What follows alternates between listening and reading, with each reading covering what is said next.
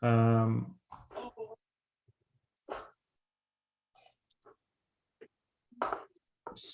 I had a second pop up there. So there was an email from Bowen e-bikes that I'd like to add to the agenda. And I guess that would be under new business.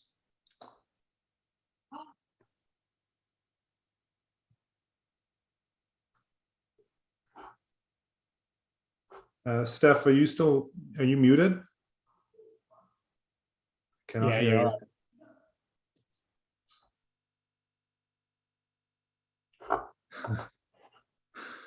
Okay, so that one can go into new business. And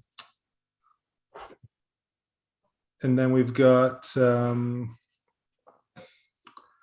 a little bit of a side discussion on the BIMTAC work plan and the Cape Roger Curtis access. So I'd like to put those towards the tail end as well. New business works for me. Is there anything anyone else would like to try and squeeze into our agenda today? I'm just wondering if we have to retroactively ratify the resolution that we passed via email for the item 6.1 on the most recent council meeting with respect to the expanded traffic impact study throughout summer of 2023. Yeah, I believe that's in our agenda already. Yeah, 6.2. Good. Okay. Yep. Good. Yeah, these were just new items that we didn't get on the agenda. Okay, so then I'd like to recommend, or what do I need? A motion to approve the agenda? Second. Seconded. Okay. Number 2, the adoption of the minutes. Has everybody read and good to adopt the minutes of the last meeting? Okay, I motion to adopt the minutes. Give it a couple seconds. Item 3, public comments. Do we have any public comments, Steph? Nope. So on to item 4, business arising from the minutes. 4.1, we've got the Rural Transit Solution Funds, second capital intake. John Saunders and Natasha. John, did you want to speak or do you want me to start off? No, go ahead, Natasha. Okay, great. So last meeting, we ran out of time, but I would have provided an update on this. I'm going to seek council direction to apply for the Rural Transit Solutions Fund because from last meeting or 2 meetings ago, BIMTAC asked me to determine eligibility. So from my review, it looks like we are eligible.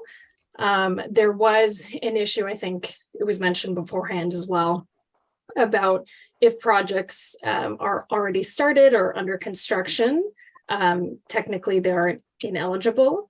But the way we are moving forward with the multi-use path is more of a phased project. And so we can apply for one of the future phases.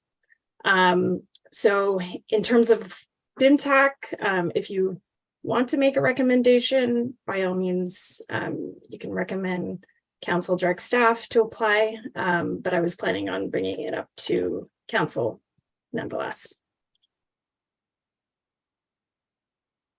Now, what's the fastest way for us to apply, to go through council or to go direct to staff with this? It would be the same. So, I mean, you could direct me. The fastest, I can't make it the June 12th, so it'll be the June 26th council. So you could make a recommendation tonight and then it would be brought up to council on June 12th. And then I would bring it forward on June 24th. As somebody that's new, what does it mean? What is it? The recommendation or the Rural Transit Solutions Fund? Yeah, that. Sorry, I've not heard of it. That's okay. So this will make my second meeting. All good. So I think it was back in April, Councillor Saunders brought up the idea of us potentially applying. And so what it is, it's a continuous intake. It's a federal funding. It opened, I believe, in January 2023. And essentially it's for capital projects to develop and expand locally driven transit solutions in rural and remote communities. So we'll be applying for the capital stream with the idea of using the multi-use path as the proposed project. And approximately how much money is it? In terms of funding, yeah. So you can apply for a contribution. I believe it's 3 million for conventional projects. So this would fit under that stream. But it would have to go towards the MUP, the building of the MUP. Yeah, It would actually go. you have to have a specific project that you name it for. It has to be a capital project, not like operational maintenance of something ongoing. And essentially they kind of hint, and it's not much of a hint, it's more of a statement that the greener the project is, the better your opportunity of getting something out of it. Yeah, so they also it couldn't be put towards like expanding our bus service. Not unless we wanted to buy a new bus. yeah. Well, I mean, They do have, there's another stream. It's like the zero net emissions. I believe it's like 5 million more for like electrifying fleets and things like that. But I think from the previous conversation, it was more of a feasible option to do the 3 million capital project stream.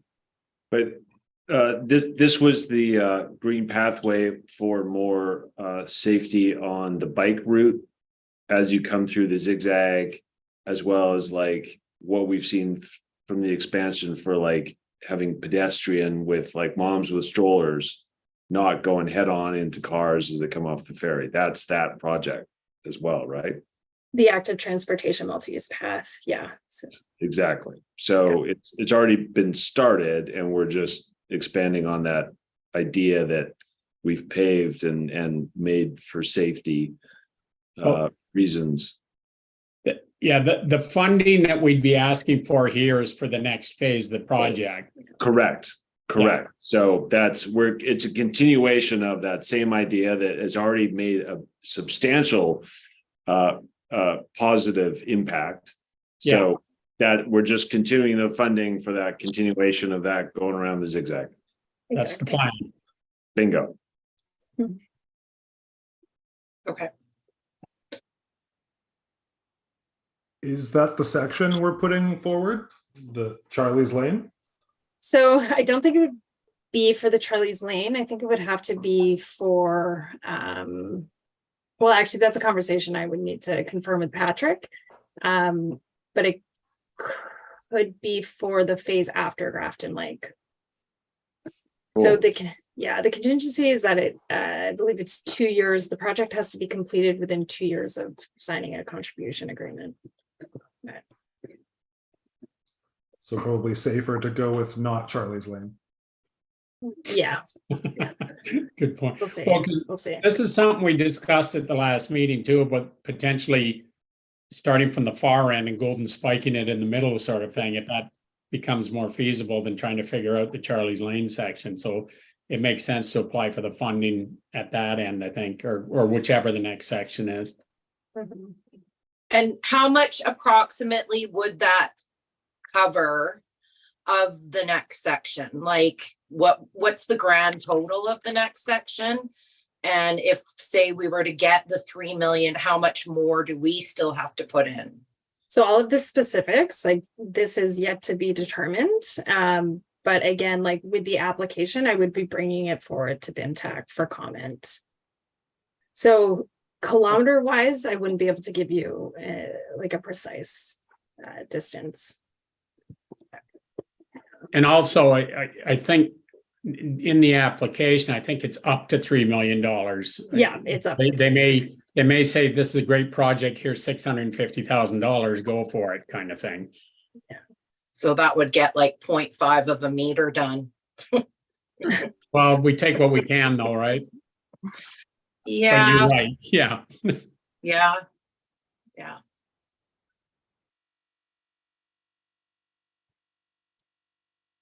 Okay, well, I'm happy to have a motion as Steph suggested. I'd Yep. put that forward. Yep. Second it. So that is that the Transportation Advisory Committee recommend that council direct staff to apply to the Rural Transit Solutions Fund, second intake, to fund the next phase of the multi-use path. Perfect. Perfect. Okay, It's been successful so far. yes. The next section was Tim's email regarding Green Line ferries. I don't know, does everyone remember that email? Oh, we have to vote. I vote yes. Yes, yes, yes, yes, yes, yes. I'm gonna say no, sorry. I'm not in favor of us using more of our money to build the rest of this path. Okay, well, I think we passed anyway, but Yeah, just, that's fine, but that's just my, Noted. yeah, but just to recap, how much of the last section was funded versus Bowen? So far, these fundings have been fairly high percentage. Is that correct? If not entirely? Most of it is like I feel like it ranges from like 70 to 30 cost share. Some it's 75. Yeah. Yeah. Yeah. Anyway, I just wanted to chuck that in there, but on to Green Line ferries. Tim had an email from Callum Campbell about the proposed electric passenger ferry service. They, I believe, have gotten support from Gibson's and are proceeding with trying to get government and provincial buy-in on that project. And they've proceeded without Bowen's support, or they intend to. We could chime in that we support the idea of an electric passenger ferry to Bowen, especially with the park development. I wanted it on the agenda just to gauge the waters here. Do people feel like this is something we want to support, or not? My recollection is that one of the concerns is we can't be supporting a private industry like a private company like that ahead of any other private company. But I think we can support the idea in principle that electric ferry is good, especially one running here. Awesome. But that doesn't commit us to anything other than saying we think it's a good idea. I think I've been proposing that we issue a generic letter of support for anyone willing to provide a passenger ferry service to Bowen, to avoid getting into the mix of one company claiming we're promoting them over the next. So just an open standing letter. I don't know if that's helpful to them or not, but it seems in line with the committee's opinion, but also the public comments that I've seen wanting this kind of service to help. I support it too, in that same idea, which is that in the absence of some of the programs that existed before COVID, like Mike's water taxi services to Granville Island and to Cole Harbor that are now gone, Pete's Bus, a new passenger ferry solution is a positive thing for Bowen. It comes with a challenge, which is like, where's that arriving? Is it going to interrupt other Bowen, Queenie Capilano services? Like, where are passengers going to get picked up, kind of thing? And what's that infrastructure going to cost to get there? But I think positively, it's a good thing. well, Cormorant ran from the government boat. I Yeah, mean, this is a big boat though. or from the government wharf. This is a big boat. Like it's like 200 passengers. Yeah. Closer to a sea bus. Yeah, the green line, yeah. Yeah. And does their proposal suggest something for where they would berth on Bowen? Not They- yet. We're No, off. they're, We're off the radar right now. yeah, doesn't Betty, even they're have any pretty early money. stages right now. He has They're, no backing. Well, Yeah, I like the generic yeah, proposal you make. I mean, I really miss the water taxi, and I think right now with how congested our ferries are, it's absolutely essential to get one again. So whoever can make it happen. yeah. could we Yeah, say a foot passenger? Yeah, Like, does it have to be ferry or could it just be like foot passenger? That is 100% foot passenger only. I know, but like in terms of size, because wouldn't it be great just to have a water taxi that ran back and forth during commuting times to Horseshoe Bay, Bowen Island, Horseshoe Bay, Bowen Island? So like anything supporting anything like that, I think. Well, and I think these are more interests with getting to downtown Vancouver at the highest speed possible for pedestrians. And it is highest volume of pedestrians for the cost of the fuel, whether it's gas or, electric, and creating the infrastructure to pull it off. But it does require the infrastructure at every stop point and the time for every stop point, and then getting it down there. So I think right now it's so preliminary. I think you said that, Tyler, that it's just like, we should just say thumbs up. We should say we're interested. These are our areas of interest / concern of like infrastructure. What is the vehicle and what class is it? And So- we can arrive these vehicles. So I'm not proposing that we write this right now, but my vision for it would be something along the lines of, whereas Bowen needs all this stuff, we support anybody willing to provide a passenger ferry or water taxi service. I think passenger ferry is a generic term. It doesn't actually indicate size. We'd just be supporting a passenger service to Bowen. And we've got all sorts of reasons to do that. Perfect. I definitely support that initiative, and I'd also just suggest that we remain agnostic as to the the fuel typology or the power, if you will. Like I get that Green Line, ferries is supporting the electric passenger, but I think at this point, I don't know if I speak on behalf of anyone, but I would welcome any type of additional Yeah. between Bowen Island. Yeah. Regardless of energy source. Yeah, I agreed.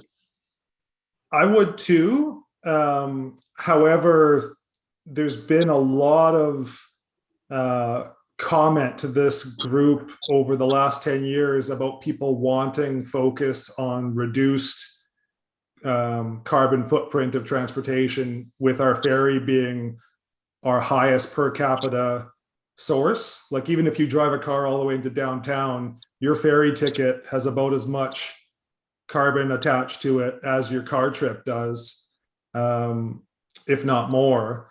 Yeah, So what's that old saying? Beggars can't be choosers. Like I'm just cognizant of all the recent ferry cancellations that we've had, making it increasingly difficult to live on island and commute into the city.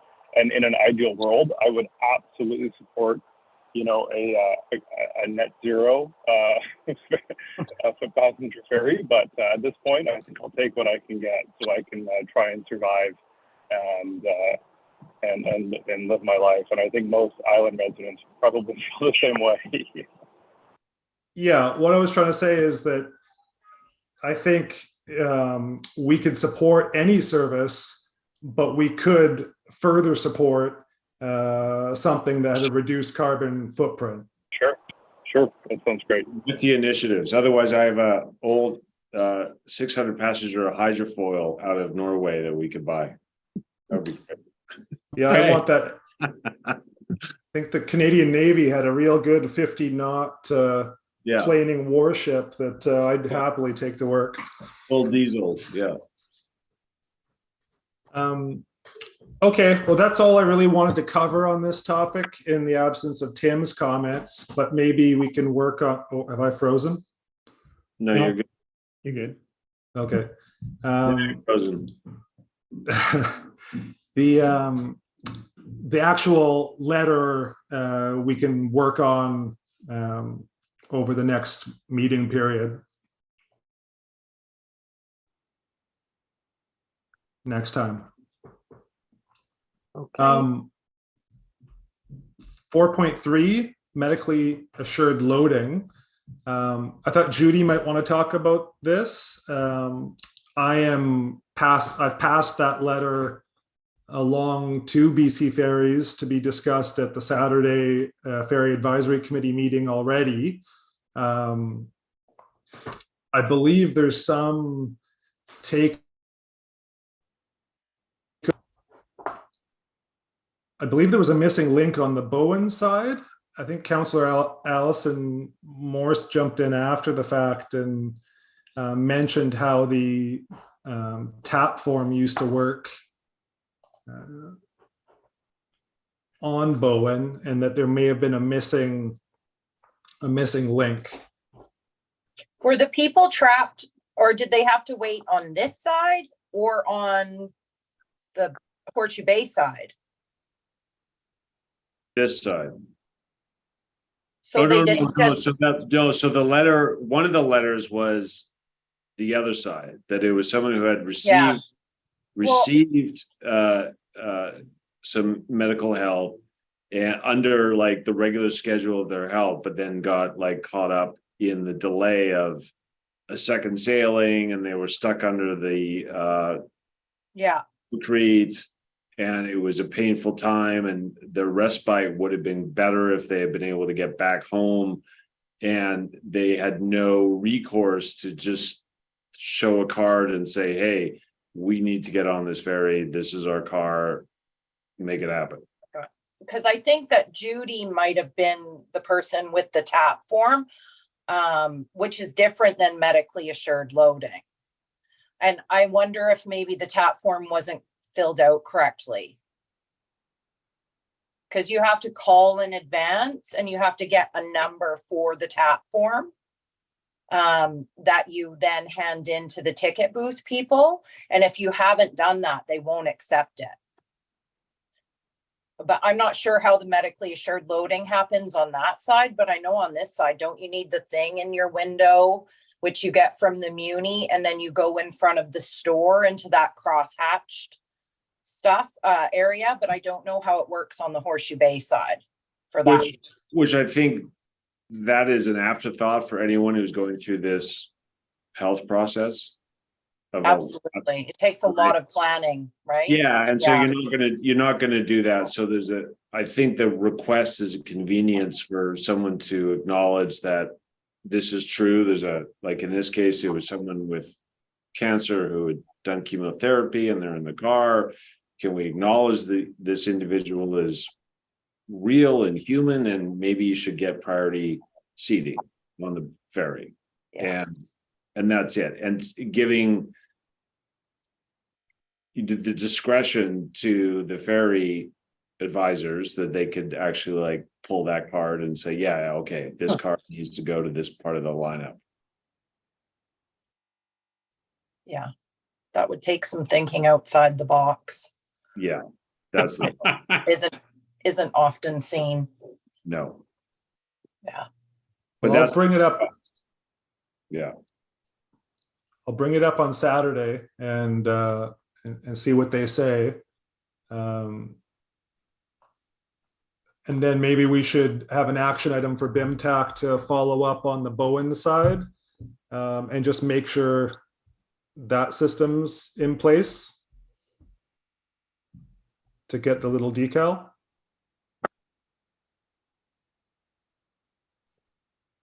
Yeah. Lots of head nods. Yeah. Yeah. Head nods. Yes.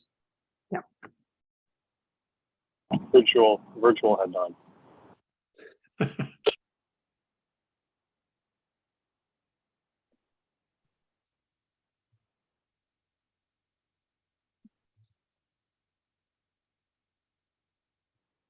I think we've lost Tyler.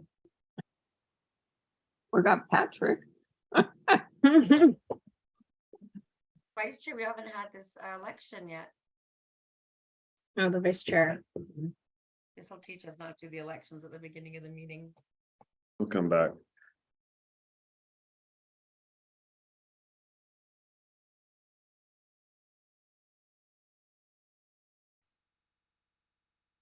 And his is the next agenda item too.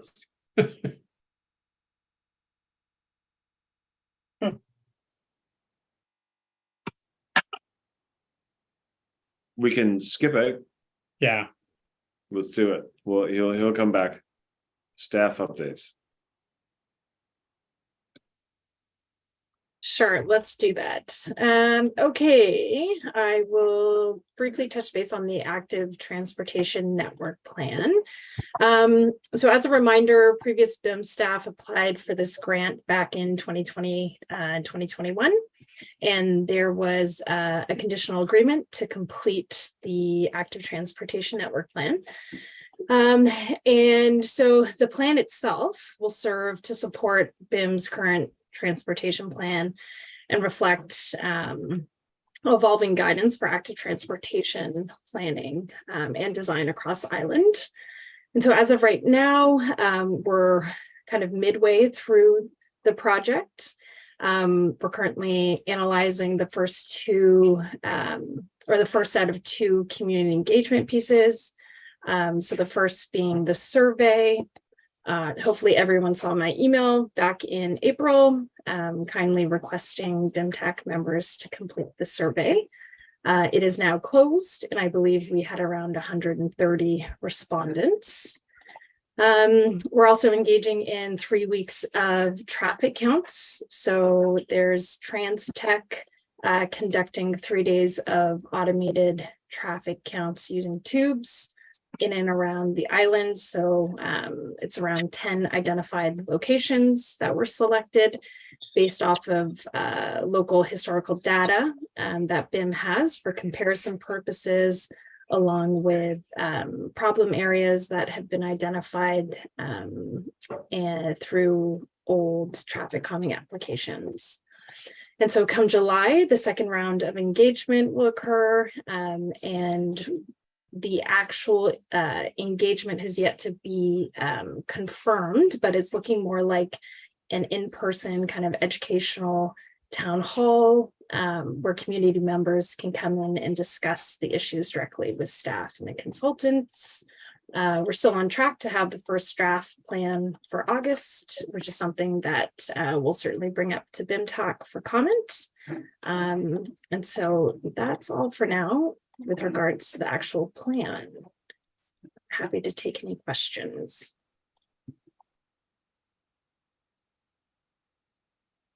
Are all of the traffic counters, are they all municipal? The lines across the road right now? There seems to be lots all over the island. So I wouldn't be able to speak to that, but do you know which ones, like in particular, you're talking about, like which locations? Well, I know I saw some near just before the recycling depot. Okay.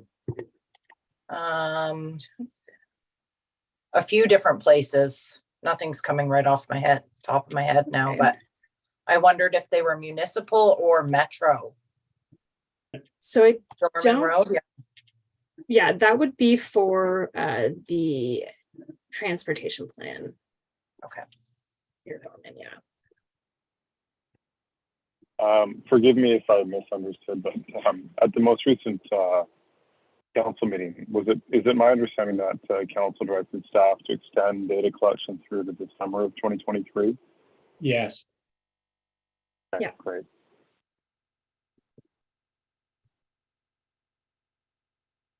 We've requested some prices for installing counters for 3 months, well, for the whole summer, and we're awaiting that information. And then we'll bring that back to council and say, okay, do you want to make this investment in data collection? That should be soon.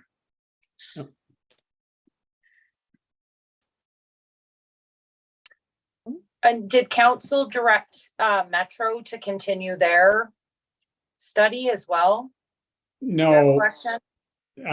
we're not in a position to direct Metro, but my understand, or the way I recall it, and it's a week ago now, so who knows, was that Mayor Leonard was going to talk to Metro kind of offhand and, offside and say, we'd really like you to do this, but we're not in a position where we can require them to do anything right now on this.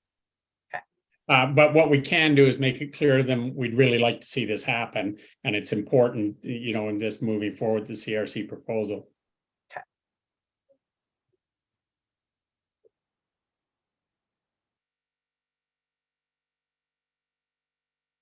And he's back. I know. I see Tyler. So Tyler, we finished the meeting now. Thank you. That was fantastic. And you have a ton of action. You have a ton of action items. Yeah. Um, So Taylor, I just gave my staff update about the active transportation network plan.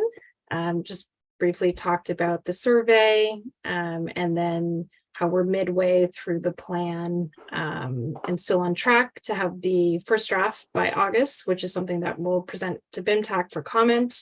And then come July, we're also going to engage in a second round of public consultation. Sounds good. Okay. I see we have Patrick. Did we want to continue with staff updates? We have been. I mean, with the multi-use path? Or have you done that already? Sure, yeah, I can provide an update on that. So, the first section, complete from Cardina to Artisan.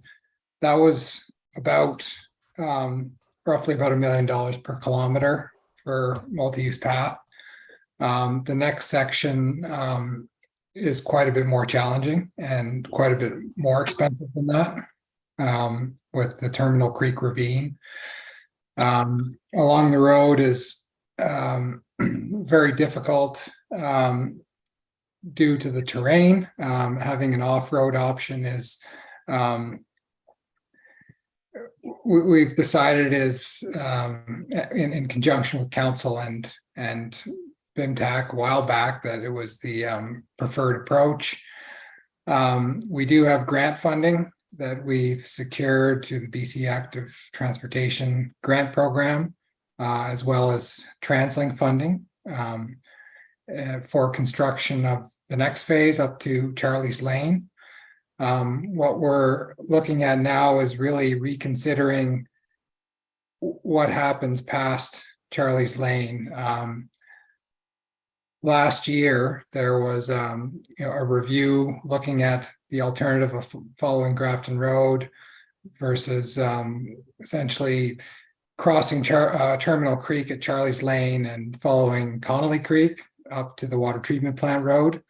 There's a lot of challenges with that approach. The environmental impacts are significant in terms of the riparian area of Terminal Creek, as well as essentially having to construct a path right along the edge of Connolly Creek. There's also the safety issues around Charlie's Lane. It's the type of road that's results in unsafe situations, and you really want to keep pedestrians and cyclists away from. There are some private wells that are in proximity to that route, and a number of other challenges. We're looking currently at an approach that would bring the path back up to Grafton Road at Charlie's Lane and follow Grafton Road from there. And that's something that we'll be bringing back to council, hopefully at the end of June. That's our current target. We really need to make that decision. The first section past Artisan is an alignment that we'd follow regardless of whether it's going down across Terminal Creek or coming back up to Grafton Road. That's about the first 420 meters past Artisan Lane. From there, the path would diverge depending on which alignment that we're going with. And there are property acquisition requirements either way. There's more, significantly more involved with the low route following Connolly Creek. So that's something that we're talking to residents about, looking at getting some detailed design for the first portion, which is the first 420 meters I mentioned. That's on municipal property, and something that we could proceed with, and using the grant funding that we have, the grant at 75% cost share. So there is municipal contribution. And that's something that we have a little bit of leftover grant funding from the 100% grant funding that we had for the Cardina to Bix piece, that we can apply to this next phase. So we essentially have enough funding available to construct the first piece, which we're currently getting detailed design and additional survey done for that section. And then we'll be looking at the overall alignment question for the next section up to Grafton Lake very soon. And that will give us an ability to then proceed with the property negotiations that we have to do to acquire right-of-ways and additional detailed design, and putting us in a position to apply for additional grants. There's many opportunities. This BC Active Transportation grant funding is likely to be annual. The TransLink funding is an annual program, and there's other opportunities as well that I think you talked about earlier. The rural transit fund is applicable to this type of project too. So that's where we're at. We hope to have more information in the next month, but we'll be providing updates to BIMTAC as to the council's decision around alignment, and it's certainly the committee's welcome to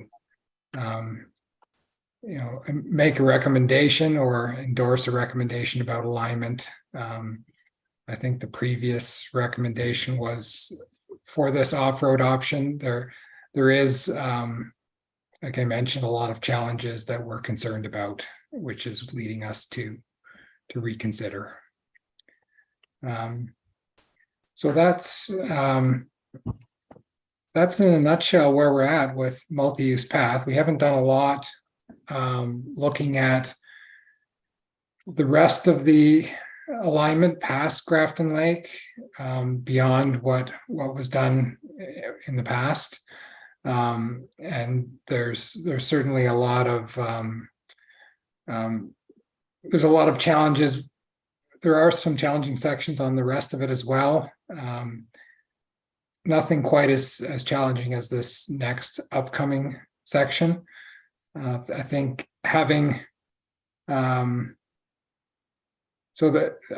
there's the thinking that maybe we should be applying efforts somewhere else. I think it is difficult to leave something in the state that it's in with a gap that really goes through probably one of the most hazardous sections of road. I feel it's important to keep pushing west from where we've left off. So I'll leave it there. If there's any questions or comments, we'll.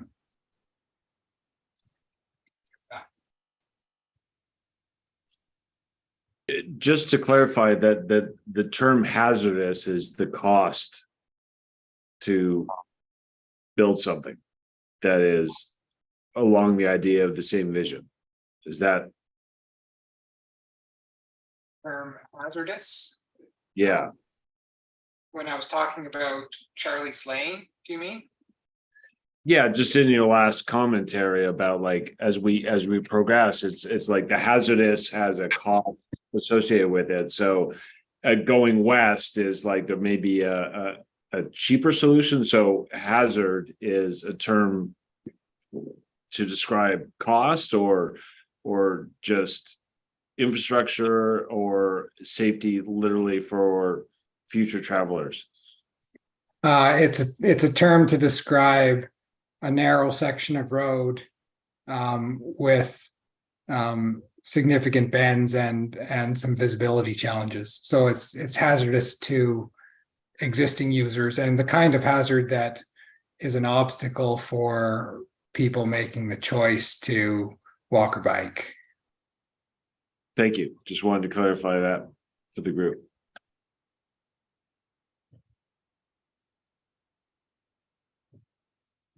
I think my vote is in best kilometer per dollar and possible success for grants at this point. I don't know how the rest of the committee feels. Yeah, I know how this person in the committee feels is that we need to finish this ultimately, but whether it gets done consecutively, like linearly, the way it was originally planned or not, is less material than getting it done at some point. And finances being what they are, in my mind, this more difficult piece to Charlie's Lane, if it's going to be more expensive, require a lot more engineering, a lot more time to design, and as well put at risk some of the funding we're trying to get, then I'd be fine with, skipping that section for now and coming back to it when we have the time and money. And meanwhile, in the background, we can still be kind of thinking about the design and the issues that Patrick raised about it, the land acquisition and all the other things that are going to be necessary there. But I think if we can get grants to do a piece that we can do and complete in 2 years, then that's the piece we should be looking at in my mind. Mm-hmm. Yeah, well, we do have grant money now, which it is, is part of the reason why, Bill, there is an opportunity now to address this challenging piece. Sure. Okay. But that's still a good strategy going forward to complete pieces that we can actually win on if we have funding. Is Kate's Hill not an option? It's a safer route. It's uphill, sucks, but I mean, it's far safer for people on a bike or walking. Yeah, Kate's Hill, we did look at it is major elevation and additional distance, really beyond what, I mean, some people would be okay with it, but really a lot of the people that the target users of people you want to get onto their bikes, it would be a major obstacle to even with the majority of people now having e-bikes. I mean, that hill wouldn't be an issue on an e-bike. If you look around the island, the people that are on bikes, the majority are e-bikes. Like, I think that's just going to become more and more prominent and less people just on a basic road bike, especially on this island. Yeah, but that puts the onus on the owner of the e-bike because you're suddenly constantly thinking about your battery. Because Mhm. you're draining your battery. Are you getting home? Are you remembering to charge your battery because your kids are coming out of the door? You forgot to charge your battery. Now you got to go back to work the next day. You failed to charge your battery. And now it's a domino effect of like, oh, now I'm not going back to work because now I'm catching a taxi kind of thing because I got off in Horseshoe Bay and my bike is dead. So like I want to personally, I'd remove that idea because the e-bikes are great, but you literally put the onus on the owners of them to literally plug their bikes in every night before they go Well, to I bed. mean, I have a 15-year-old that has an e-bike. We live at the top of Seven Hills and he remembers all the time and he rides the whole way to the golf course where he works. Right, but he Doesn't remembers. have a problem. But you just said it. He remembers. Yeah, He's I mean, 14. He's not raising a family, and he's not having to make dinner when he gets home. He's not having to put kids in the bath. Those ideas are subject, I think. yeah. Topic. I'm just making comment. That's all. If I may, just out of curiosity, I'm fully supportive of, like I'm a big active transportation user and big supporter myself. But I'm also cognizant that one of the recommendations that this committee made at its last meeting was to evaluate the feasibility of an alternative access route to the Cape. And so I guess I would ask, to what extent, if we do start on like let's say, a westward part of the trail, does that hamper our efforts as a committee, as a, potentially council? If we start, building a trail from, let's say, I don't know, the Cape through Whitetails, et cetera, on that western portion, does that, how would that limit our I guess, the future feasibility of an alternative access route into the Cape? Well, I think the multi-use path plan right now only goes to the top of Tunstall Bay.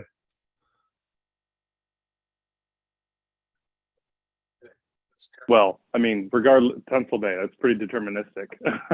How many alternative access routes come out of Tunstall Bay? I think you can understand where I'm going here. No, actually, I don't. With the Okay. intersection at Blue Water, there's maybe 75 meters to the entrance to Sunset. What are you envisioning? I'm not. I'm asking a question. Okay, so if say the section from the top of Tunstall Bay, you started at the westmost extent of the multi-use path and started working back towards the cove, I don't see a huge amount of distance that would conflict with any changes to access to the Cape.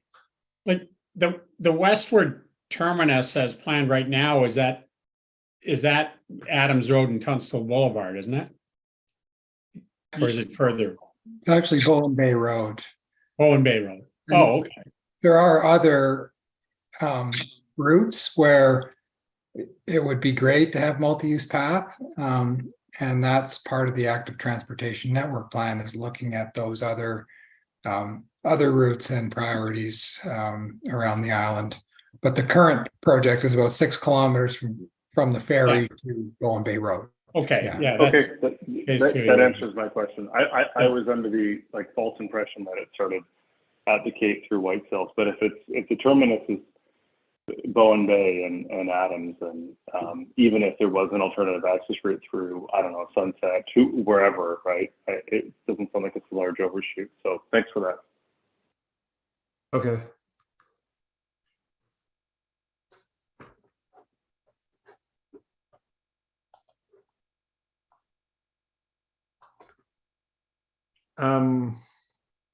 So you don't need a recommendation on this right now, or would one be helpful? Well, I think the intent was to lay out all of the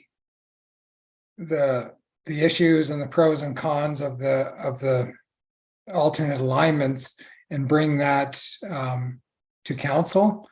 And the council can refer to committees. it's, yeah, I mean, I just went over some of the issues very briefly. It would be better to have a report that provides a comprehensive review of, what are some of the pros and cons of doing this versus that. So I think I don't know that it's really fair to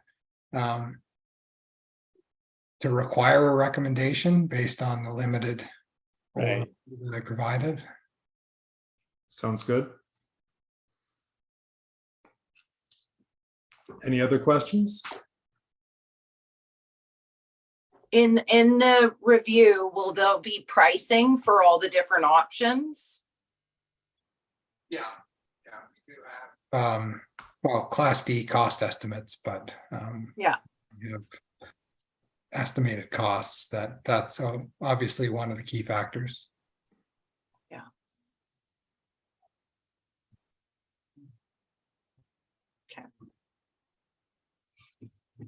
Okay, thank you, Patrick.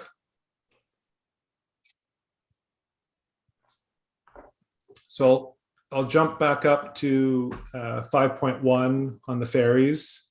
I don't know where I cut off exactly. There was just two things I wanted to mention.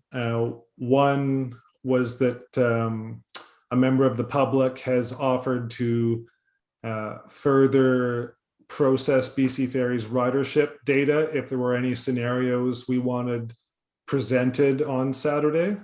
Oh, Steph? No? So it was Travis, who had been working with the last round of ferry data, asked if we might want to illustrate what 10% increase or 20% increase in ferry traffic would look like to the schedule or the predicted overload. So I intend to respond and agree with that idea and offer to present it on Saturday, but I thought I would open that up to see if anyone had specific scenarios they wanted illustrated. Is it possible to break down foot passenger and vehicle? Yes. That might be interesting. What would we be looking for? An actual overload risk due to? Yeah, especially the foot passenger overload risk, which seems to be quite egregious at times. Yeah, especially on Saturdays. Yeah. Well, and Betty, to your point, I think the collection of information is a moderation to. We want to promote a case. But the case we can say is like, hey, of the X number of ferry runs, 60% of them are fully overbooked, and the other ones, early morning, end of night, are empty. So our passengers should just modify their travel to accommodate that experience. So we have to promote an idea that just sells that the information is important to who are our customers, who are our residents, and why these routes, that I don't want to say unnecessary routes, they're necessary. But the regularly traveled routes are the primary routes where you will arrive at a moment when there's a massive amount of tourists, buses. I saw school kids coming off, like my 9:30 ferry was so delayed because there were like 300 school kids coming off the ferry. All of those experiences, but we need to also acknowledge that there's going to be the case they push back on us because they have the evidence and the data that says like, well, we have all these other ferry runs that are like subpar. So people should change their behavior if they care so much. So ferries should change their scheduling to accommodate what's practical, right? well said. And is that a doubling of the ferries? Is that an electric ferry that comes in and we've suddenly doubled down on the same infrastructure and figure out how to get to Horseshoe Bay, or do we have another route down to Cole Harbor or whatever that is? But I think they'll always come with a pushback. we need to be prepared for that dialogue. That's it. Well, I think this goes back to the elasticity of people's like travel patterns, which I don't think are very elastic when people disproportionately have 9 to 5 work schedules in the city. I don't know, maybe I'm simplifying this, but you know, I've spent a decade in running fare payment systems for large transit agencies globally, and people's travel behaviors generally are not very elastic. They travel because they have to travel at those times, and they have set schedules, whether it's office work, etc. So to Betty's point, I think, yeah, I mean, if demand is what it is, I mean, generally you increase supply. I'm not sure. Well, no, Probably a simplistic. Matthew, I think that's a great comment, but I think take case in point, like I am a student of travel. When I moved to Bowen years ago, I would catch like the easy ferry that would get me my 9 to 5. And then I'd be like, oh, I need to get to work early because suddenly there were delays, and suddenly I'd be on the 7:30 ferry. But that's with all the kids, teenagers. I don't want to be on that ferry. So I'll get up super early because I'm a runner. I love to run. So I'll work out early before I go on the ferry. And then I had to change it up, whereas like, how about I get on the earliest ferry possible and I'll join a gym in downtown Vancouver where I leave all my clothes in a locker and shower there, because that's the path of least resistance. So the elasticity is the right word. But I think all of us have found in our own nuances the way to navigate the facility of our transport, and it's the main transport. And post-COVID, we've also lost so much of the other easy transports, Pete's bus, water taxi. Mm-hmm. I mean, Okay. perhaps this is a political statement, forgive me, but you know, in the real world, you know, I think business would find a way to either surge pricing or incentivize through loyalty or discounts, like to travel in the off-peak. But anyways, I digress. You know, I think that's a good way to shift the peak, if you will. But I don't have much confidence in the operator to do that. But anyways, I digress. I'm just saying we do need to build our case with the best information available. Okay, let's pause for a second. Right now, we're just looking for a simple thing to put forward within a couple of days to Travis for a meeting on Saturday. So what I'm proposing is that we simply look at increasing the vehicle traffic in the peak sailings on Thursday, Friday, Saturday kind of deal, show how that totally overloads the system. And in the absence of reservations or any way to control what you guys are talking about, the elasticity piece, it'll just be a talking point on Saturday. There is no solution for this currently envisioned. And for now, that'll be where we leave it on Saturday. Right. Thank you, Tyler. Is there any way for him to capture Sunday getting off the island in the afternoons? Evening? Sure. We've got every day. So feel free to shoot me specific scenarios that you find interesting, and we can see if we can to do something there. So moving on to the items for Saturday, there's quite a laundry list of so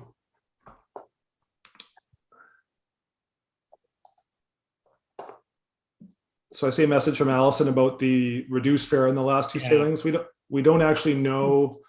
They haven't given us their findings on that yet. There's a very large laundry list of items that BC Ferries was supposed to have been working on since September for us, and they haven't provided updates for any of it. I requested updates about a month ago, hoping to be able to give FAC members and BIMTAC the responses before we have another conversation, and they have not provided that. So there's a long laundry list of items that are ongoing with BC Ferries. And then adding to that, there will be medical assured loading, There will be Bowen student treatment at the toll booth. That seems to be a reoccurring complaint.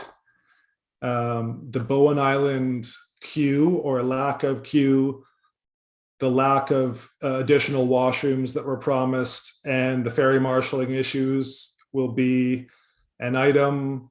Ferry cancellations, service resiliency, and a further explanation of crewing requirements, and if there's any areas for improvement or like any measures that can be taken to help reduce the crew requirement on the ferry in special circumstances. A mention from the community was the Saturday sailing, trying to get the evening run reinstated since our ridership data is back up. And then I have a few issues with BC Ferries on their reporting. Like currently, Bowen Island is not represented in any of their engagement studies. They don't ask Bowen Islanders how we like the ferry system. And they don't report that to the ferry commissioner. And then cancellations are not tracked or issued in the commissioner report. Like Route 8 is one of the only or the only omissions for cancellations. And I believe that's because our service levels are actually quite a bit above what's required. They have 2 or more extra sailings above what the province mandates every day. So they are able to say, oh, well, in fact, we are, 150 sailings above the contract level for this year. So we don't even need to worry about our cancellations. So I'll be asking them to actually report the number of cancellations, even if they are above the service level. And then the school principal has a comment in about the 2:40 sailing at the end of the school day causes some issue at the end of this end of year schedule with teachers and students trying to make that last sailing and having to leave early. And they prefer it to be a 2:50 leaving the island. So that's the rough agenda for Saturday. I'll share it again as it gets a bit more polished midweek. But if anybody has input, feel free to send things along. Yeah, that 240, 250 issue with teachers in the school, I've heard it's all over my household and neighbors and all that. It's a big one.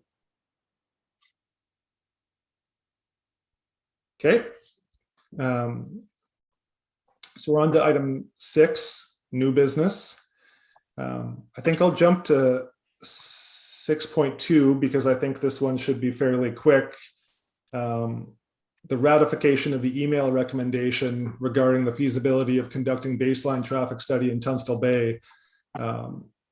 Steph, is the requirement for this ratification is just to open it to discussion, or we don't need to vote or anything on this? We do. Discussion and vote. Okay.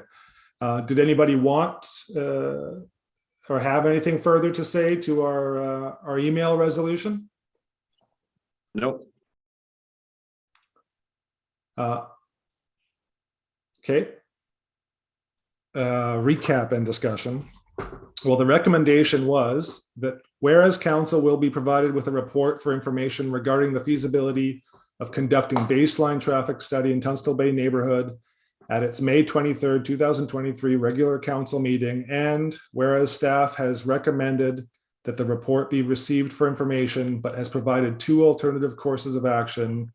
Therefore, it be resolved that the Transportation Advisory Committee recommend that council direct staff to implement the 2 alternatives provided the May 15th, 2023 report, which are as follows.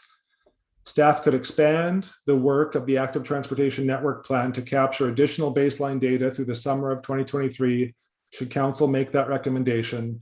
Establishing baseline data would require longer data collection for multiple weeks. 2, council could require Metro Vancouver to expand their data collection to capture data through the summer of 2023. Should council wish to make this direction, staff recommend the following motion: that council direct Metro Vancouver to expand the terms of reference of their transportation demand management plan to include data sufficient to provide baseline traffic information for the summer of 2023.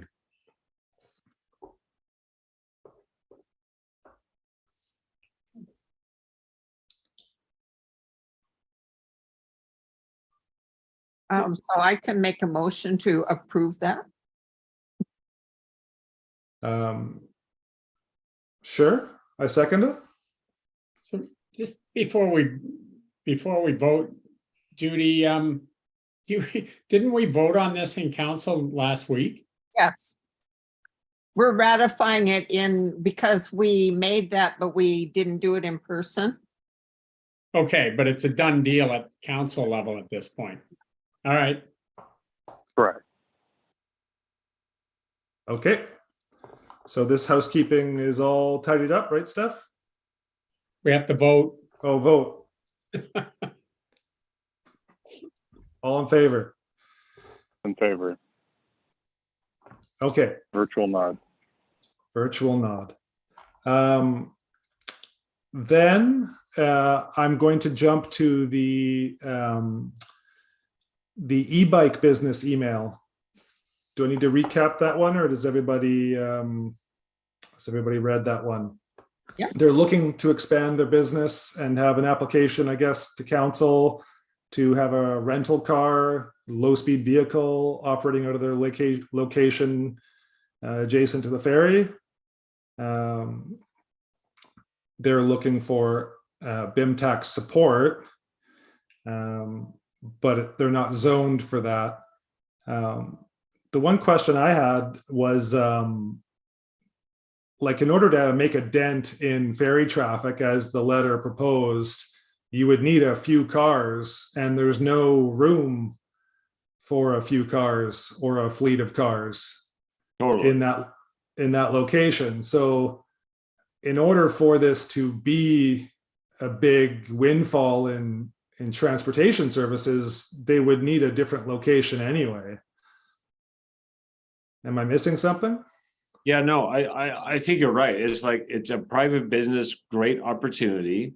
I support the idea of the opportunity, but it's a private business endeavor, and they need to negotiate how and where they're going to facilitate housing, rental cars, bikes, all of the above. And we've already seen that in a past iteration up by the sculptor's place across from the pub. You know, there was a verbal agreement to put bikes there for a while, but this is a bigger idea, and I don't think it's our deal. It's just private enterprise, and go for it, but not including us. Aren't they asking for support for the zoning or whatever that is, the permitting to actually put those on the road? I think. I thought it was for the business license, because the property is zoned for marina use, which included in the description a few specific examples, including bike rentals. And the interpretation of that language was that those items were explicitly allowed and not just examples of possible uses of the land. So they couldn't stray from the renting of bicycles. They had to stick to bicycles. Okay, I misunderstood that. And I apologize to the group just for not having read the details. For your time, thank you.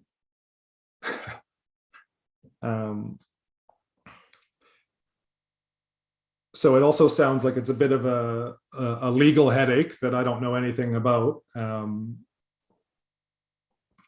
Natasha, are you, or counselors, are you able to provide any insight into this issue? Not really, or at least I can't, but I'm inclined to agree with Jason's point of view on it. I haven't heard about it at all. Yeah, I think it's more of a legal matter. I do recall our business license inspector having a chat with Daniel about this So yes, I don't think I would be able to actually offer anything insightful into this matter at this time without further information. Sorry. Okay. I like the idea of another way for people to get around. I guess maybe I'll follow up with a question about how that would work with more cars, more than one tester car, how they would expand. Does that sound? What I loved we had as a pilot program probably 4 years ago is the extra buses that were on demand. I think it was called TAC actually, where you could literally just call the bus. So they had the regular blue bus routes, 281, 280, they would run, but then they had extra buses where you would be like, hey, I just want to go from here to here. And they were running special routes like Uber, but they only had one bus doing it. So it was a great pilot program. And the infrastructure would say, what if it was supported by like 4 more buses that just did that during tourist season? Move people around. Yeah. Yeah, I like that idea. Maybe you can get a self-driving Tesla to be the one car, and it can buzz around and take us where we need to go. But I think I'll follow up and try and get more understanding of the ask. I mean, I don't think BIMTAC is able to change legal opinions. Steph, you remember that program, Steph, right? Yeah. So that was like BC Transit, right? TransLink.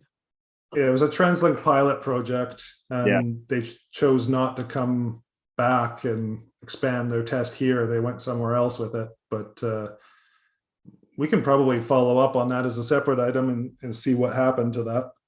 Well, as a conclusion to meet population demand, you could say, look, based on this, your investment here will guarantee this much ridership. And not only tourists are going to use it, the citizens are going to use it. And it's a positive thing. So let's do that. Cool. Okay, so regarding the bike rental email, I'm going to follow up and ask for more information. That is going to be my action item on this. Yep. Okay. And then, so I've got item 6.1, data collection is kind of meant to be our open-ended Cape Roger Curtis ferry bus diverging topic if needed. So I'm going to suggest we do 6.3 first for the election of chair and vice chair to get that out of the way. Betty, are you still interested in being the chair? You made some mention of it. I think I said not me. I'm so bad at following agendas. I'd rather not. But you listen well. I listen, yes. I'm willing to keep doing it.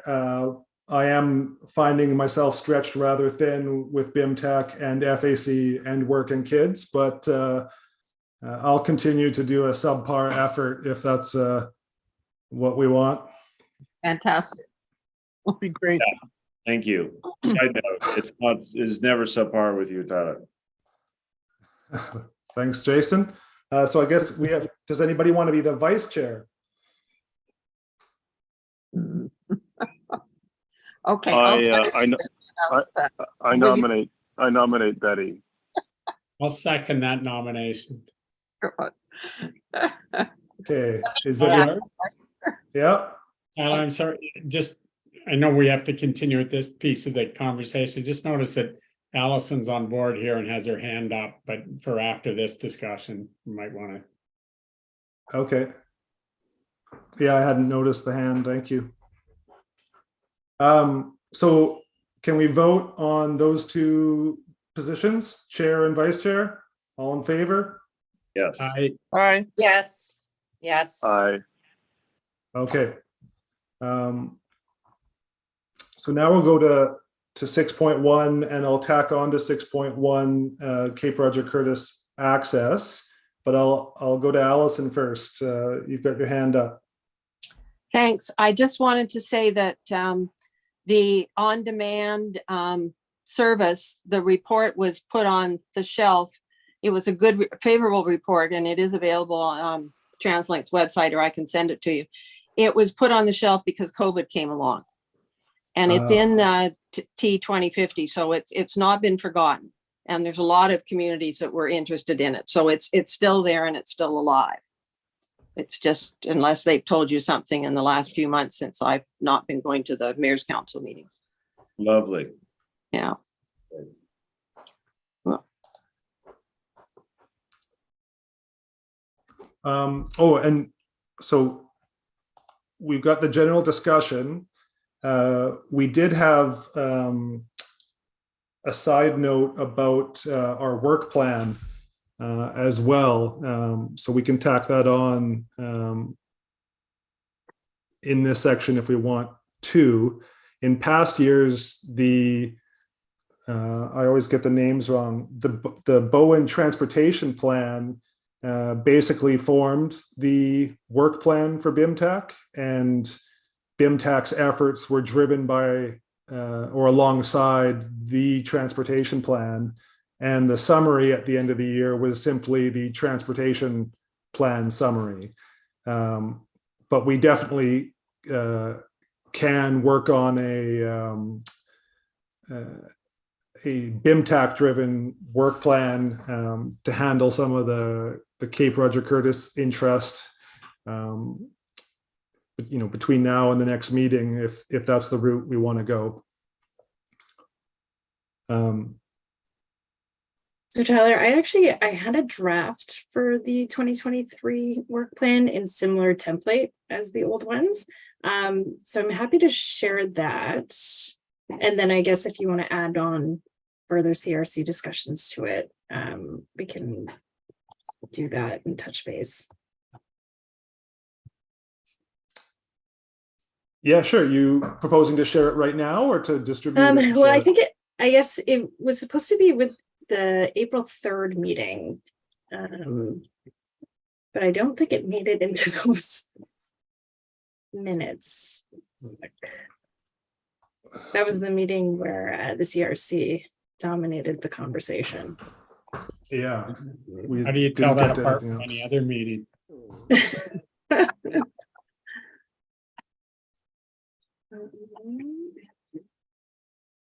No, I don't see it. It's all right. I'll take a look. You can keep going. Okay.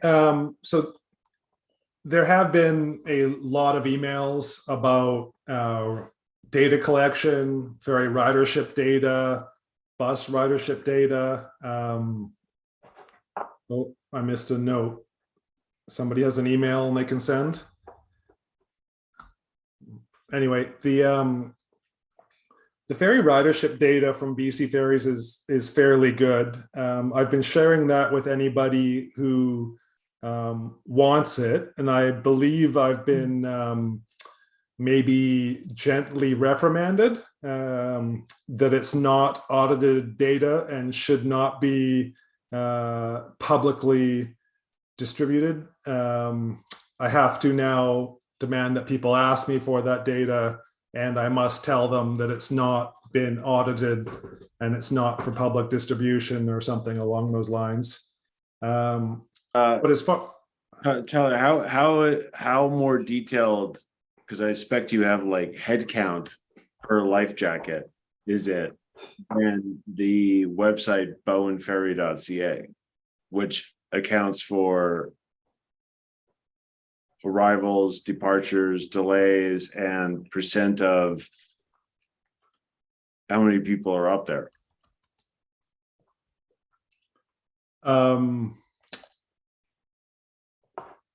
well, bowenferry.ca uses the AIS position data to share that, but They also take the website data for percent full on the Horseshoe Bay side, but I don't think they have anything more detailed than that. Well, I apologize if you were reprimanded in any instance for sharing the information you did, because that was pretty awesome. So this is the data. Am I sharing my my Excel Yeah. sheet?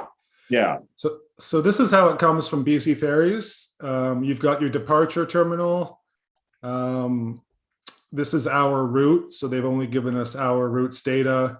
Arrival terminal, the vessel, and then you get scheduled departure, actual recorded departure, the number of buses, semi-trailers, commercial vehicles, passenger vehicles over height, passenger vehicles under height, motorcycles, total vehicles, foot passengers, vehicle passengers, total passengers, total overloads.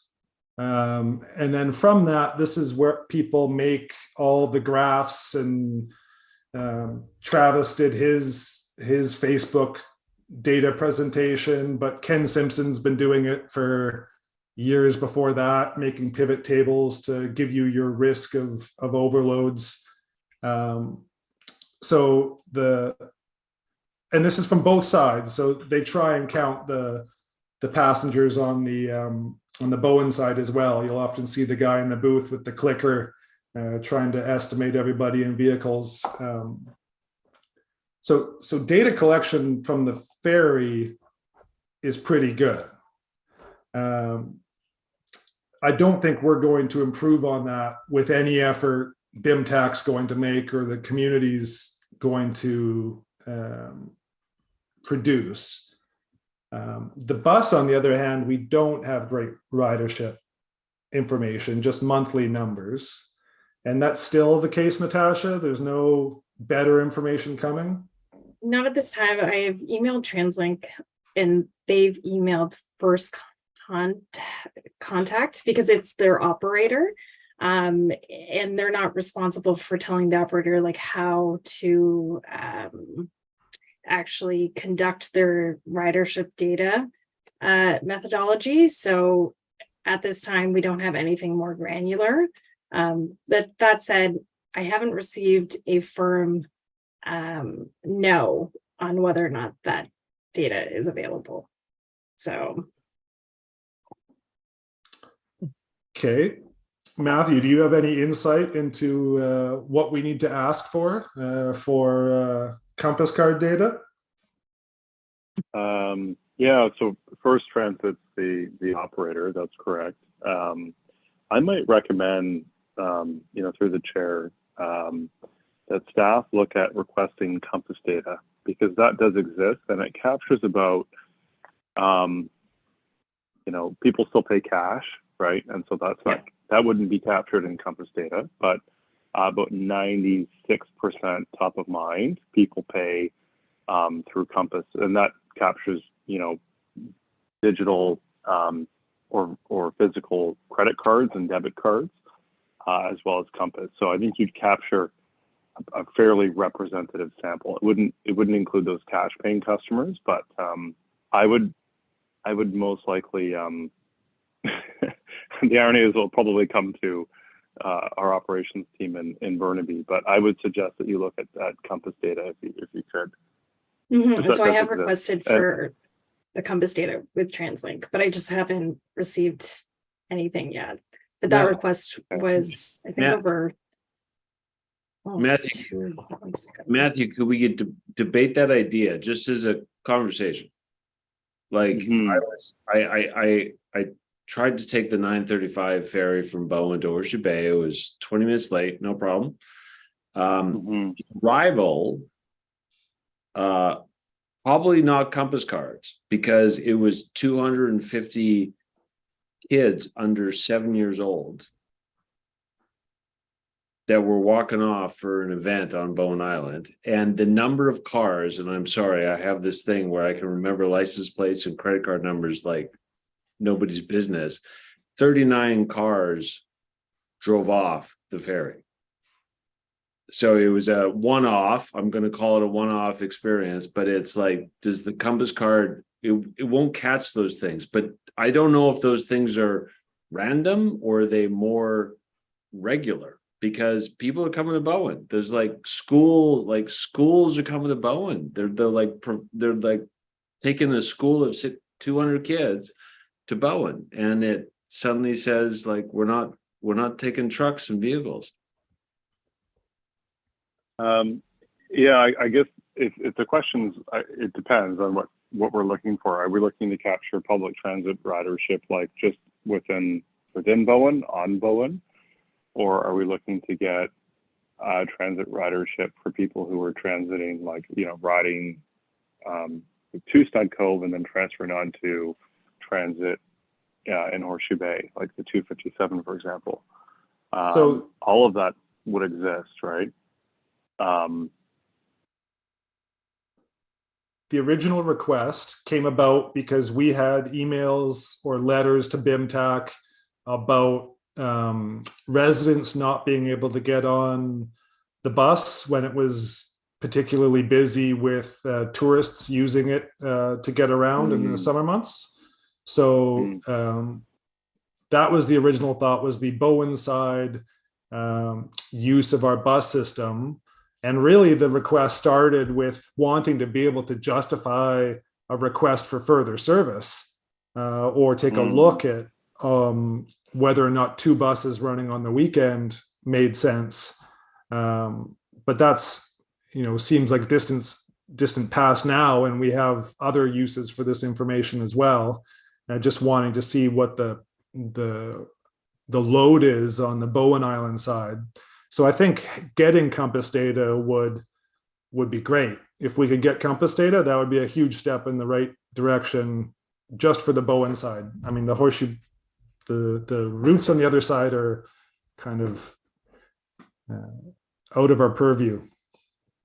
Yeah, it certainly exists. I can tell you that as the operator of the Compass system. Now, the agency is generally reticent to reveal that data. And for clarity, they own the data. We as the operator do not own the data. So the request would have to go through the agency. But that data absolutely exists. And it's near real time, right? Because it is a card-based system. So, we process those transactions in, a few hundred milliseconds. And it's very granular. So you could even do it not only by, day, but you could also do specific intervals. So you could actually determine and cross-reference like when the ferry arrived and trace it back to that period. It would be worth a conversation, I think. I don't know if staff has inroads into their planning, the transportation planning and policy department, their data analytics group in particular. I can give people a couple of names at the agency that manage that data and forecasting group, but they would be the appropriate group to request that data through. So I just sent a follow-up email to primarily our contacts are within planning and policy, but they mentioned they're speaking to the system analytics team. So I've sent a follow-up email there. So hopefully we'll hear back soon. Trustee Getty? Matthew, do we know what the reluctance is about, or the reticence? Is it revealing private information in terms of the credit cards, or can we is it just an extra burden in terms of them responding to requests all the time, or No, it's a great question. The credit card data is all encrypted, right? So it's just like there's a DPAN and FPAN number. It's all encrypted. Only the last 4 digits are. The rest isn't anonymized. So that's not the issue. This is purely speculative, so take this with a grain of salt. But generally, I think the reticence is probably, if the data suggests that as a community we probably require increased service, that might be a sticking point. That The reticence might be, communities might use it to lobby or advocate for increased, bus service. But again, it's purely speculative on my part. Would it help the discussion if it was linked to a grant proposal or some other subsidized funding source, something like that? Yes, I would think that would help the case for sure. I'm gonna interrupt rudely and sadly. Matthew, you're representing TransLink? No, I represent. So for clarity, I'm a private citizen on the transportation committee, and I'm Bowen Island citizen. But I happen to be an executive at the company that operates the Compass platform as a private contractor on behalf of TransLink. All right.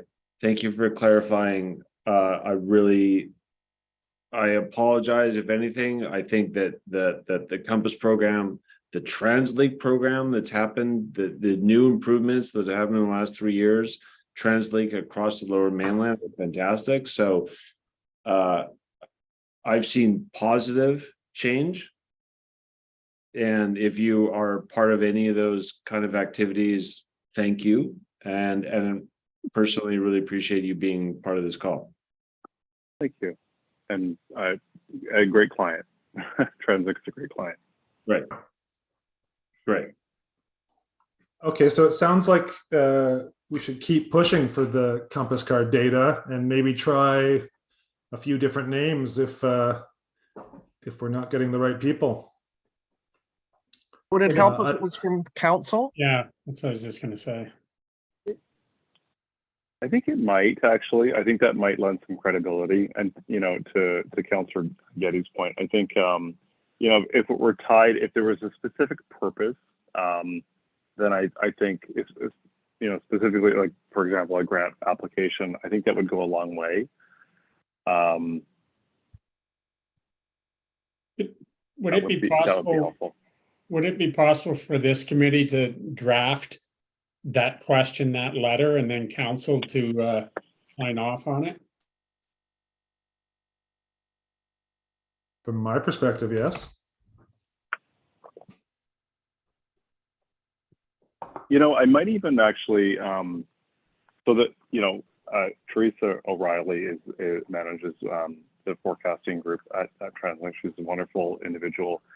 But even so, there's the Compass team within TransLink operates with a relatively, they're located at Waterfront Station, not at headquarters in New West, and so they're a part of the TransLink organization, but they do operate within some degree of autonomy within the finance department. So a gentleman by the name of Mark Langmead, I think would be a really good person to go to, or Stephen Lau. So I think in some cases, directing those inquiries around Compass data to the Compass team, in particular, Mark Langmead or Stephen Lau, might actually yield better results. Because like I said, they do operate relatively independently of the organization, despite being part of the entity and part of the finance division. I would recommend that we leave it with Natasha and follow up on the work that she's doing. And then if that doesn't work and you need a little bit more oomph, then we'll draft a letter for council to sign. That should be relatively easy. Sounds good to me. Does that work? Yep. Seems like a plan. And then I forwarded an email this morning just with the proposed Cape Roger Curtis access alternatives, just with some Strava user data overlay, just to see how those, yeah, Steph, you can share it.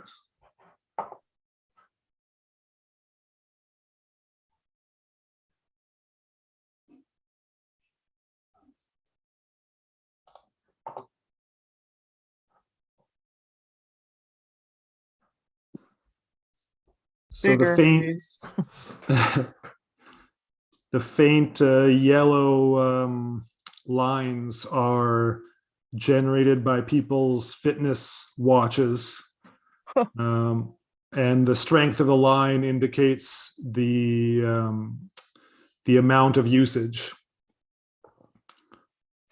So these images are available to any user of that program, and I just used 2 programs to overlay it. So nothing fancy done on my part. But you can see that That's pretty fabulous and Luddite. The Fairy Fen Nature Reserve area is extremely heavily used. And from my personal perspective, is one of the few areas on the island that younger outdoor enthusiasts can handle. Like it's a hill, but it's not as steep as Mount Gardner, so it's a bit more accessible. So I was concerned with that area being at risk with alternative accesses, and I haven't looked at the property lines, like what some of these triangles are associated with, but A and B are clear away from this recreational use, and C diverges almost instantly. So it's not too much of a conflict there. E is far away as well, but that southern section of E has some serious geography challenges. It's quite cliffy or bluffy down there. Might be hard to build a road. So does this committee want to work on their own to develop these ideas, or are we looking to Metro to develop these ideas? Tyler, for the record, we're talking about the location and who owns the location.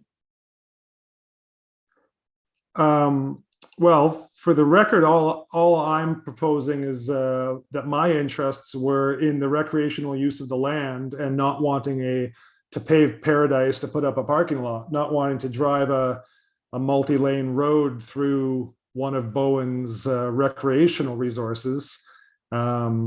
So having looked, yeah, having looked at that, I don't see that to be a 100% direct conflict. So now I'm proposing to open up the idea for further discussion. And my major concern does not appear to be insurmountable, but there's a lot of work to be done if one was to try and lobby for one of these ideas or even fully support it.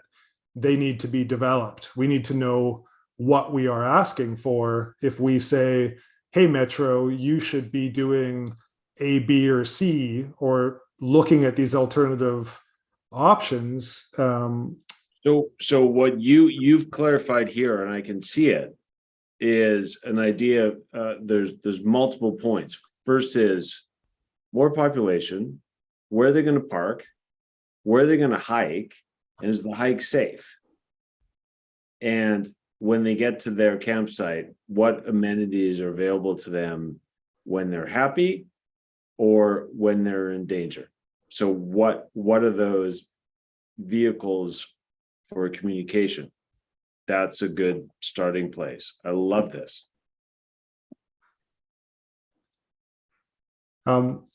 Matthew, has the Tunstall Bay, I can't remember your acronym, the Concerned Citizens of Tunstall Bay put thought into these routes? So yes, I happen to live at the very end of Tunstall Bay, just at the Cape, but it's my understanding that the Tunstall Bay Neighborhood Group put together these lists of conceptual alternative access routes just for discussion purposes. And I think part of the background in this was the previous landowner of the lots that sold to Metro had put together another study. And so some of those access routes were born, are reflected in this updated map.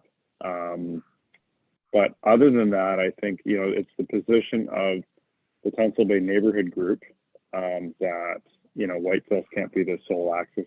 So I don't know that they favor anyone, in speaking with Liz Watson, I don't think they favor anyone who's, you know, kind of the chair of the neighborhood group, if you will.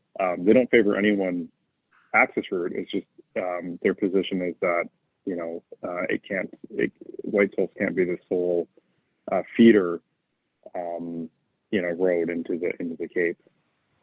I don't know if that context helps or not.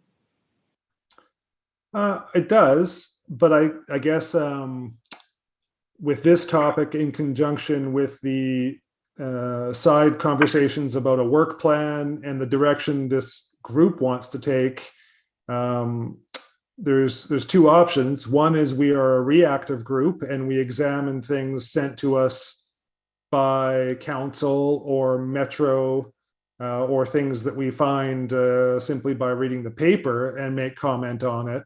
Or two is if you have a strong interest in one of these topics, such as access to the Cape, that we try to generate some sort of idea or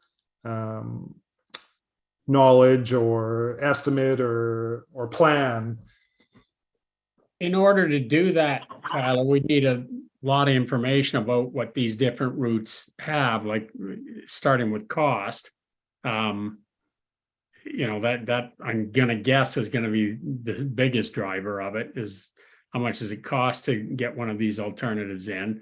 I agree with you, like we gotta, at some point we can choose to be reactive or proactive, but the proactive part means we're gonna, you know, the development of these, however these lines got drawn on a map, there's a lot of engineering and programming necessary before any one of them can be recommended, I would think. And I don't know if that's in the purview of this committee. Maybe it is, but I'm happy to be told one way or another. Yeah, well, this isn't me intending to be proposing or telling anybody anything. It's only that we have had some emails bouncing around and there is discussion bouncing around the community about access through white sales or access through an alternative. And I agree with you that in order to make some sort of recommendation one way or the other, the idea needs to be more than what we know now. Because in my mind, just from my brief stint as a highway, highway construction project engineer, highways and roads are extremely expensive to put in. So if our multi-use path came in at $1 million a kilometer, the road's going to be at least 4 times that, if not much more than that. And we have 1.5 kilometers ish on these A and B lines. So you're looking at substantial, like to recommend alternative access is to recommend a large expenditure. Would that also, like, above and beyond, like, I like how you've broken it down, you know, 4.2 million for 1.4 kilometers, but would land acquisition not also have to be? Yeah. Oh yeah, this is just like grading and paving. Significant land, like millions of dollars in land acquisition. Do we really think that Metro is prepared to spend those amounts of money? I don't know that it's a matter of whether or not we think they are. It's whether or not they can be persuaded to get as much park traffic off of white sales to the extent that they'll put in an alternate route. And if they do that, then, and they, you know, blow the wad on putting in a road, what then are we giving up? You know, does that mean that there's not enough left over for a shuttle, or does that mean that there's, you know, not enough left over for a multi-use path or something like that? So I think I'll go. Oh, go ahead. I think it's a little complicated. I'm interested in if people have walked these routes, and they think that, A and B or C are, the best alternatives from white sails, some vague, if A gets, off a bluff at the end, that's probably not really good in terms of cars going in and out and greenhouse gases. But They're all gonna go down a big hill. Yeah. That's that section of land is down Yeah. one huge hill. somebody mentioned that going through C, that the top of that is Crown Land north of Ferry Fen. So that's a whole other negotiation. And the lot that is the triangular lot that's crosses A and B, that's actually owned by Candy Ho. So it might be Metro giving her more money to buy the land, which would be hilarious. Yes. So to reframe, Tyler, amazing, but you're like the Paul of Atreides of Dune. Like we're literally looking at like dust at this place, and how do you get to the dust? It is you're just opening an idea that no one has an answer to. And Yes. you're presenting a path that also is very political and awesome as a conversation starting point, but it's literally knowing who, like this opens the politics of how you're mining that location. So there's also another piece to this that I keep humming and hawing over, is that the unofficial data I've seen for vehicle traffic on white sails isn't that high, which doesn't at all align with my perception of traffic on white sails, because I used to spend quite a bit of time in my brother's front yard telling my kids to get away from the road because I felt as though it was an extremely busy road with people driving too fast, and I wouldn't let my kids play on it. So the thing that's interesting me there is roads feel different depending on how they're built. Like if you're in a properly developed rural road in North Vancouver with big sidewalks and proper road design, the numbers that they're getting of vehicles per minute are far beyond what white sails currently sees, and you don't feel terrified. So I think both ideas should be developed in order to have that conversation. Tyler, it's a great statement. Like I run on the dirt roads, I run on private roads, I run on public roads. I almost got run over this morning at 5:45 on a private road. Car trying to catch a ferry. So we're going to just do more of that. I don't know any answers, but to come up with an opinion, I would want to know so much.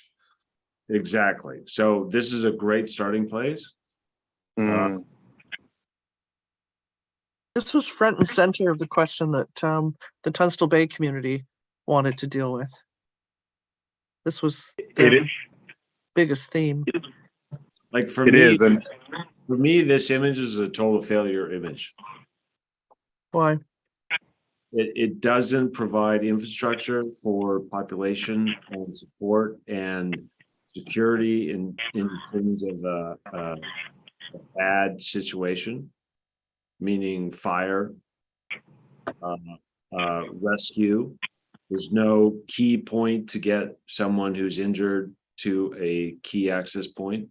There's no infrastructure unless we provided an image like this, where there's like literally a wharf that the RCMP can get to, the police get to. It's the arrival point, and then we isolate the provisions that any individual would need to be at this campsite. So if we support the campsite, it has to be self-sustained, ultimately, in my opinion.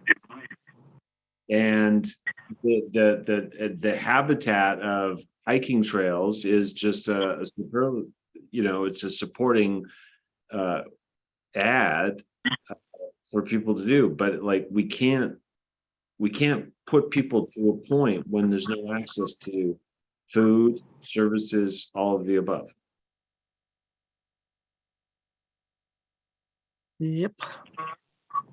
It's the Tunstall Bay group, I will say, is and I think any counselors on the call who attended the open house, I unfortunately couldn't make it as a resident, but this is a very mobilized group, and their concerns are their concerns, and I would say we ignore an alternative access at our peril, and it's also the recommendation of another committee, the emergency clause, emergency preparedness committee, forgive me for getting the name. They had a pretty scathing review of the proposal that's before us, but more importantly, Matthew, can you speak a little louder? Sorry, is that better? Yeah.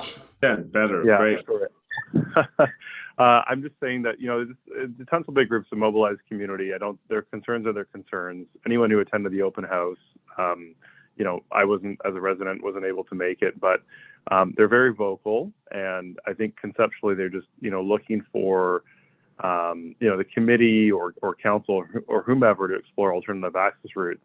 And part of their fear, I think, is borne by other committees of council, the Emergency Preparedness Committee, that concluded they had a litany of reasons as to why a singular access point to the Cape wasn't safe. And I'd say if we don't give this the proper attention, we ignore it at our peril. Not to fearmonger, but just I don't think the Tunstall Bay Neighborhood Group is going away. I don't think concerns around traffic and speeding and a singular access point to what could be anyone's guess as to the number of annual visitors, but a large number of visitors to a very remote part of the island, and relying on them for emergency on that singular route for emergency services, I don't think is overly safe, regardless of whether you live in Tunstall Bay or elsewhere on the island. So it's a good starting point. I don't know where we go from here. It's like I'm not a highways engineer. I'm not an ecologist. I'm not I have no idea how to evaluate any of these proposed options, other than it's interesting. So I'll leave it at that. Well, in my mind, the reality of where we're at, and I thought this was fairly well understood, is that without an alternative route, this is going to be a hard sell. And what I think in our position right now, I don't think we need to be necessarily investigating what that alternative route is, other than to say we might want to say something along the lines of, we really think there's got to, we as BIMTAC think there's got to be an alternative route here. And to me, that's got to be something Metro deals with. So that's interesting, because Bowen has no alternative routes. Yeah, I know. 100%. I totally agree with that commentary. Like what about my house? We you can't get the hood point. We need to be having dialogue with a helipad, a triage office. Well, let's ground this in reality. I mean, whoever said that there's no alternative route to their house. I mean, do you have the prospect of 100,000 visitors coming past your house annually? Like, well, I don't know that. That we even know what's going to go to the park at this point. Guthrie did that with the Macedon. Yeah, that's true. But I'm not trying to avoid this discussion about an alternative path. I am trying to progress it. But I think that it's got to be a evaluation of options that best serve the entire community, not simply a hard stance that one thing is best at this point when we have no information. So I'm quite happy to wait for Metro or somebody with a lot more money and time to spend on this problem to propose a solution. Tyler, conclusion on the idea of we need more time, more communication. What do we do? Well, I don't have a conclusion. This is something that our committee is bringing up internally. So as part of what we're going to do, I want to establish our next step. Are we going to try and develop these ideas, or are we going to wait for someone else to propose something to us? I Do would we rec- know if I would Metro recommend, I is? would recommend we have failed ideas and we need more involvement.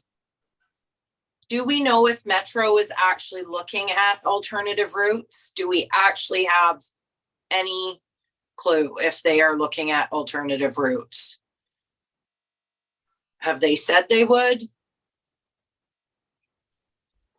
Well, they're doing a Don't really know what they're- transportation study, which presumably discusses that. I haven't seen it, but, or not a final copy.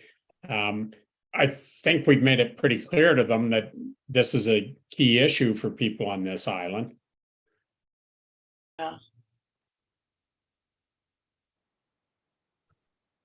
Okay. I think it might be best to table this for now and let's see what their the next shoe that's going to drop on the Bunt report, and you know, if that's going to include day trippers as well as what they put out for campers, and see what they're, I mean, if they're not willing to expand on the data collection in terms of, you know, up until the May long weekend when they canceled all the ferries for one whole afternoon, and that's their database, then you know, that will tell us a whole lot as well. So- Apologies to Tyler too. Just I used the word failed as a big word, not directed at your art and what you had accomplished here and presented. So please. The one thing I'd like to see them evaluate or put some educated ideas to is what a Stanley Park-esque route would look like, where I think I'm drawing on everyone's screen. Is that the case? No, we can't see it. No? No, we're seeing Steph's. Oh, there we go. Yep.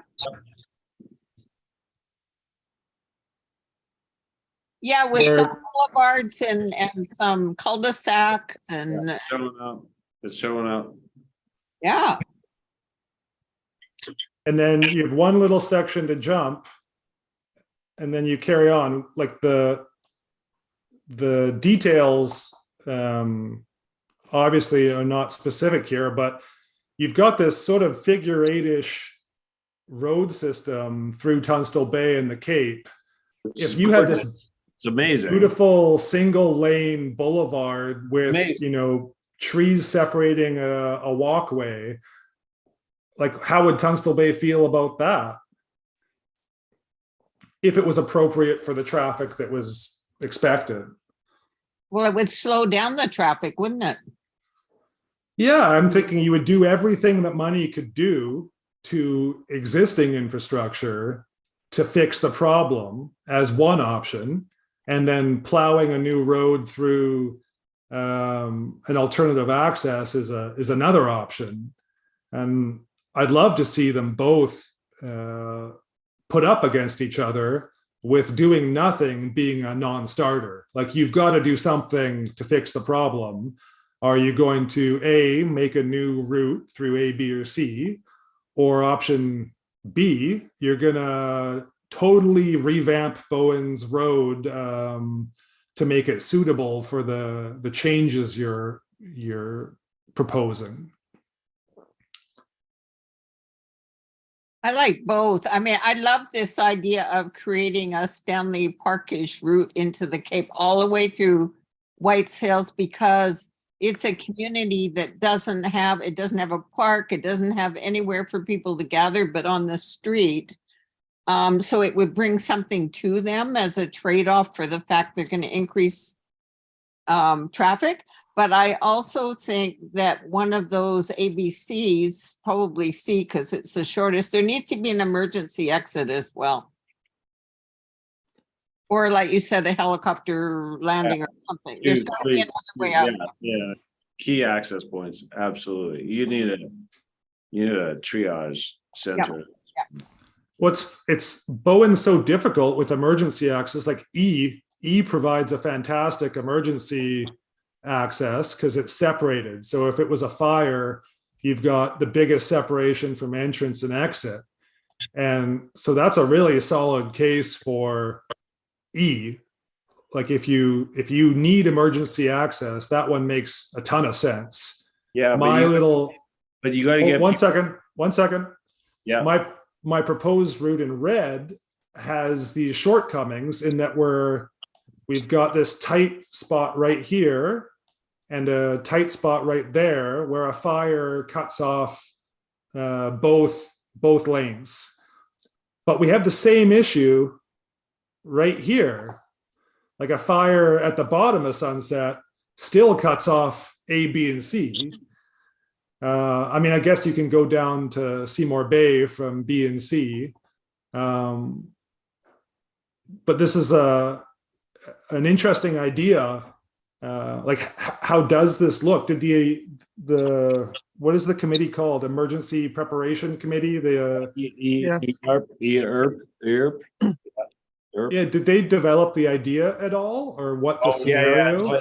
it's Edward's my neighbor too. So Edward and Don have built those little sites, and it's literally about how do you get people out of a forest fire to the water and make sure they're warm with life jackets and food, because they're not going to be rescued in time. That's the exercise. Okay, well, I haven't looked at that one, so I'll have to make that my homework for next one. And I recommend we table this one as well. But if people are really eager to talk about this or start developing a position for BIMTAC, then I'm up for it. It's an interesting problem, but I guess I'm not super keen to start making blanket recommendations on something I don't know anything about. Well, yeah, I'm gonna take a small position with great respect for everyone in the room and the leaders, which is that we have leverage here. People want Bowen. So why are we not asking for what we need to invite more people to the island and really double down on that idea and stall on that idea? And it'll take 6 more, 7 more, 10 more years. And eventually this idea is going to be built. But it's a truth to our infrastructures on our property taxes. And we should navigate the idea that we can describe how we want tourists to be part of our island, and we're residents. Simple. Simple. Woo. I wonder, would it be valuable for either the Tunstall Bay Concerned Citizens Group, or I don't know, somebody from this group or staff from BIM to reach out to a neighborhood like the one on Vancouver Island? I don't know if anybody's ever been to Miracle Beach Provincial Park. You have to drive through a very similar neighborhood to get to the park. There's only one way in and only one way out. And just to inquire how they've dealt with, I think it's the Comox Valley Regional District, BC Parks, of course, because it's also a provincial park, and maybe also what traffic calming measures they've put in or they've fought to get, just for some ideas or opinions from them. There must be some sort of neighborhood association or group. So that Miracle Beach, I'm gonna try and educate myself on that location. I don't know It's anything about about it. 190 campsites. It's north of Courtney. I've spent lots of time there growing up as a kid and stuff, but it is, you turn off the Old Island Highway onto, I think it's Saratoga Beach Road, and you drive through a huge residential neighborhood to get to this 190 campsite provincial park. Did you meet your boyfriend there? Your first? No, I did not. No. Okay, well, we're I think they getting have the to, advantage of having 60,000 people around them. Yeah. Maybe so, but just how do they deal Yeah, with it? How do Yeah. they cope? every time I've gone through there recently now as an adult, I think, oh God, it must suck for them. And that campsite has big RVs and stuff going through it. Well, And we're- it's always yeah, fully we're- booked. We're in So the, we're in the. we're getting telescope. towards 9 o'clock, which is, We're well after 9 o'clock. Yeah, done, I'm done, whatever, I'm done, I'm shutting up. so I'd like to, can we propose a next meeting date? Are people keen to do approximately a month from now? Yeah. Steph, can we poll for 1 month from this week? Yes. Okay, and then if people want to develop this idea in the meantime about access, we can have a working group or a discussion or whatever's needed if they're super keen. Okay. Okay, Thank you, Chair.